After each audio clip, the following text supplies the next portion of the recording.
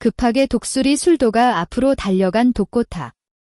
한밤중 광숙과 형제들 앞에 그는 무릎을 꿇었습니다. 30년 전에 술도가 공금제가 모두 훔쳤습니다. 죽을 죄를 졌습니다. 그 죄값 이제라도 치르고 평생 속죄하며 살겠습니다. 독고탁의 눈가에는 진심 어린 눈물이 흘렀습니다. 하지만 마광숙은 말없이 소금 바가지를 들고 나왔습니다. 이제 와서 무릎을 꿇으면 용서라도 받을 줄 알았습니까? 오늘은 독고탁이 인간이 되어가는 날의 이야기를 해보려고 합니다. 한편 세리는 과거 부모님의 끔찍한 범죄 행각을 모두 알게 되었습니다. 세리는 숨이 막혔고 아빠를 향해 분노했습니다. 아빠, 평생 저한테 정직하게 살라고 하셨잖아요. 그런데 어떻게 그런 일을 하고도 지금까지 이렇게 떳떳하게 살아오신 거예요? 지금이라도 술도가에 가서 사과하세요. 그게 인간으로서 해야 할 일이잖아요. 처음엔 부인하던 독고탁. 하지만 세리의 떨리는 눈빛과 손에 쥐어진 오래된 기사 스크랩을 본 순간 그의 말문이 막혔습니다. 하지만 독고탁은 오히려 화를 냈습니다. 뭔 헛소리야. 이제 와서 애딸린 이혼남이랑 눈 맞고선 나한테 훈계질이야? 정신 차리고. 유학 가서 정신 차리고 와. 세리는 반성 없는 아버지의 모습에 말문이 막혔습니다. 그리고 그 옆에서 조용히 듣고만 있던 장미애가 입을 열었습니다. 세리야, 너 지금 정신 나간 거야?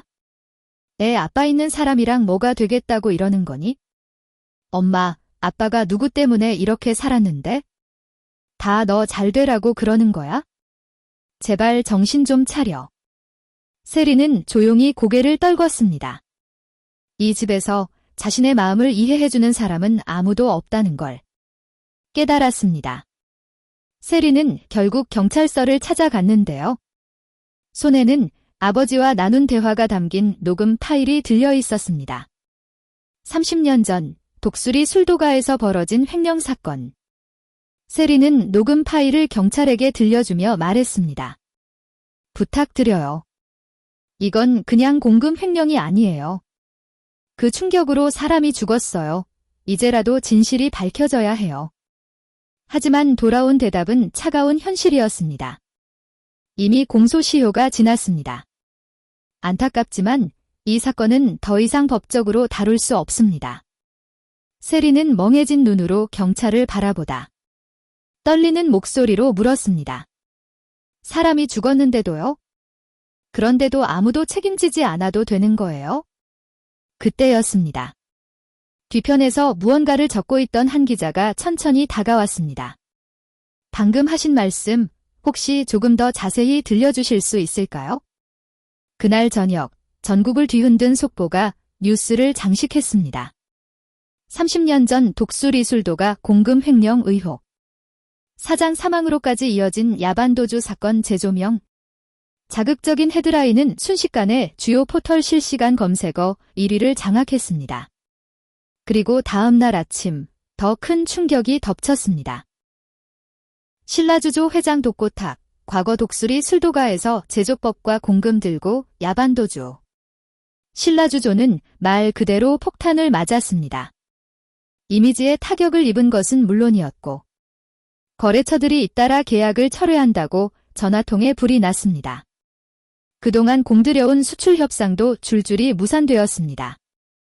독고탁은 부랴부랴 언론사에 전화를 돌리며 기사 삭제를 요청했지만 이미 시계는 되돌릴 수 없는 지점까지 넘어가고 있었습니다.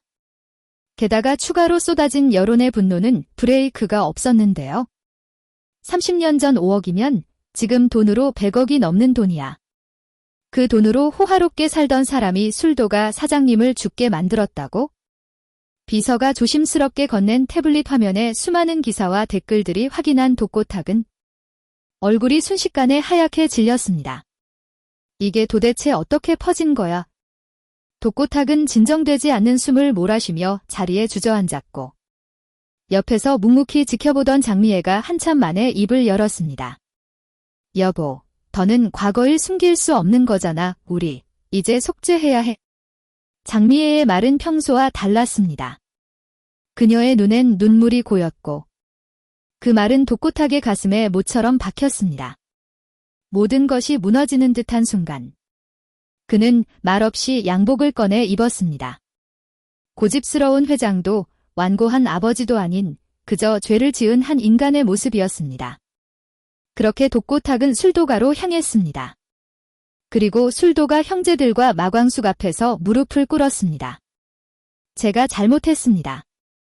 과거 욕심 때문에 못된 짓을 했습니다. 당시 사장님이 충격으로 돌아가셨을 때 제가 가져온 돈은 사장님의 마지막 재산이라 생각하고 더 독하게 살아야겠다고 다짐했습니다. 결국 그건 핑계였습니다. 정말 죄송합니다. 그 순간 술도가 형제들의 숨이 멎었습니다. 그동안 쌓였던 울분과 억울함이 벽처럼 일어섰고 마광숙은 무표정하게 자리에서 일어났습니다. 잠시 후 광숙은 손에 소금 바가지를 들고 돌아왔습니다. 뭔 헛소리 하는 거예요? 그리고는 소금을 독고탁의 얼굴에 부어버립니다. 그 돈이 사장님의 마지막 전재산이라서 더 독하게 살아왔다고? 그래서 당신이 마음 놓고 호화롭게 살 수 있었던 거겠지? 그동안 우리가 어떤 마음으로 살아왔는지 생각해봤어? 당신 같은 사람은 평생 속죄하며 살아야 해. 그게 당신이 받을 천벌이야.